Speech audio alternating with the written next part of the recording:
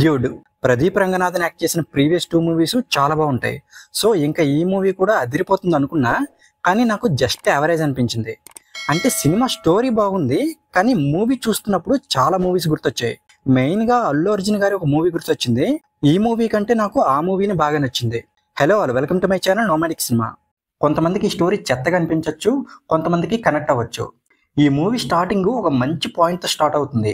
Okay, ఒక మంచి emotional love story చూస్తాం అనుకున్న ఆ క్యాపబిలిటీ ఉంది స్టోరీలో, కానీ ఎమోషనల్గా అంతగా కనెక్ట్ చేయలేకపోయారు. మూవీలో కొన్ని సీన్స్ బాగున్నాయి, కొన్ని సీన్స్ అయితే అవసరమా అనిపించింది. మెయిన్గా ఫస్ట్ హాఫ్ చూస్తున్నప్పుడు ఇంకెంతసేపు, ఇంకా ఇంటర్వల్ రాదేంటి అనిపించింది. సెకండ్ హాఫ్ కూడా అలానే అనిపించింది, చాలా చోట్ల బోర్ కొట్టించారు. అంటే ఎమోషనల్గా ఇంకొంచెం ట్రై చేయాల్సిందే. ప్రదీప్ రంగనాథన్ లేకుంటే ఈ మూవీని చూడడం చాలా కష్టం. తన యాక్టింగ్తో మనల్ని బాగా ఎంటర్టైన్ చేశాడు. అలాగే మమతా బైజు కూడా చాలా బాగా చేసింది. ప్రదీప్ రంగనాథన్ అండ్ మమతా బైజు ఇద్దరి మధ్య సెకండ్ హాఫ్లో ఒక ఎమోషనల్ సీన్ ఉంటుంది రోడ్డు దగ్గర, అది చాలా బాగా అనిపించింది. ఇంకా నేహా శెట్టిది చాలా చిన్న క్యారెక్టర్ ప్రదీప్కి ఎక్స్ లవర్గా చేస్తుంది.